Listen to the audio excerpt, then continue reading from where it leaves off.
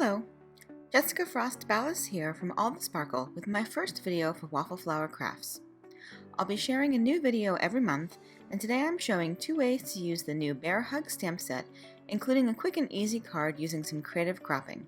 So let's get started. I just adore the cute Bear Hugs images, but sometimes I'm pressed for time and I don't have the ability to spend a lot of time coloring. So I love that with a little creative cropping, you can use this fun image, but at a fraction of the time it takes to color the full image. To start, I stamp Bear Hugs onto white cardstock with VersaFine and heat emboss it with clear embossing powder. I'm only going to use part of the image, so I use Copic markers to color the cat, bear, and bird.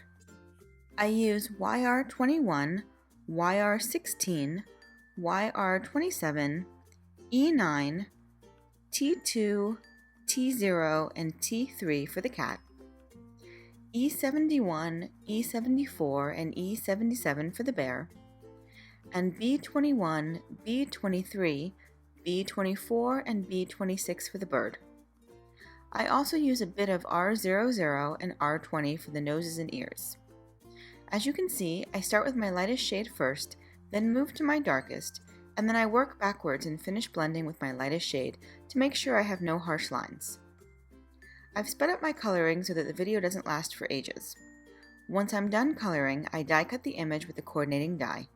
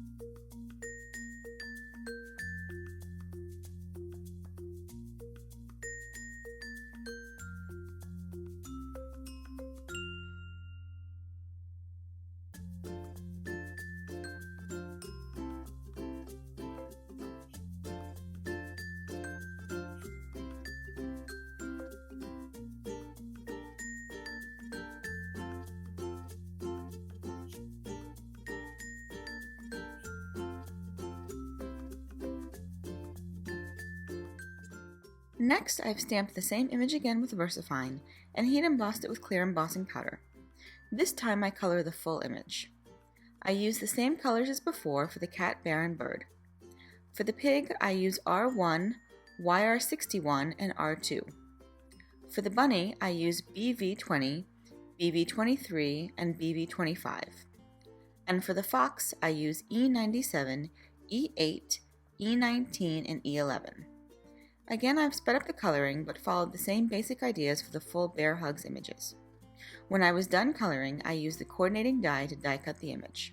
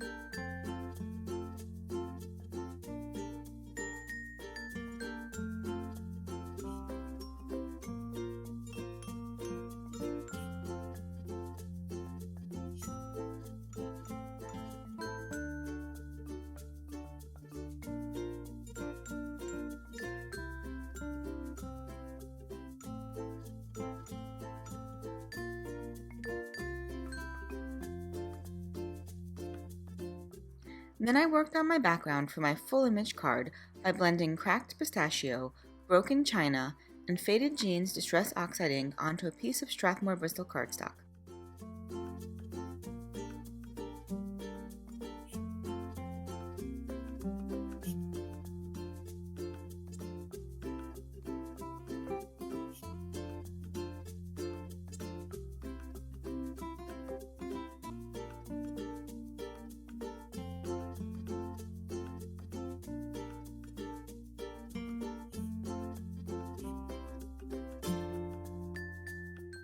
After I finished blending, I splattered the panel with water a few times and let it dry. Then I added splatters of white paint and blotted off the excess.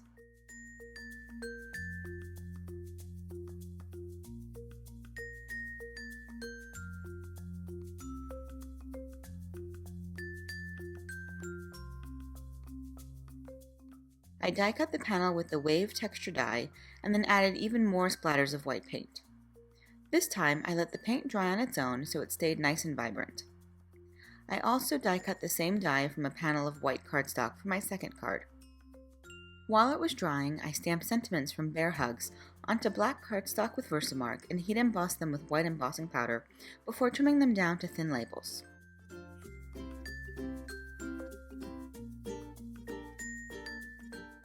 For my first card, I trimmed down the full stamp image to just show the bear, cat, and bird and adhered it to the bottom corner of my white panel. Then I used foam mounting tape to adhere the sentiment. I love that clean and simple look. For my second card, I used a ruler to line up my sentiment and adhered it with foam tape. Then I adhered the full stamp with foam mounting tape as well.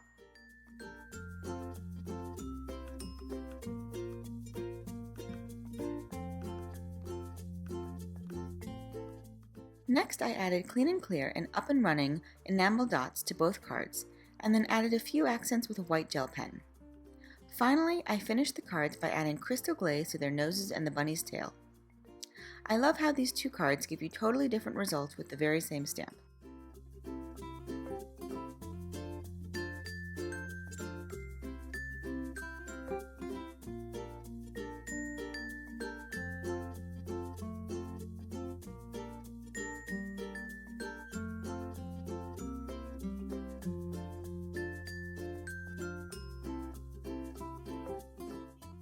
And that's it! I hope this gives you some new ideas for how to crop your big stamps if you're short on time, or how to color them when you've got more time to play. Thanks for joining me today, and I'll be back next month with a new video. Have a fantastic day, and until next time, happy crafting! Bye!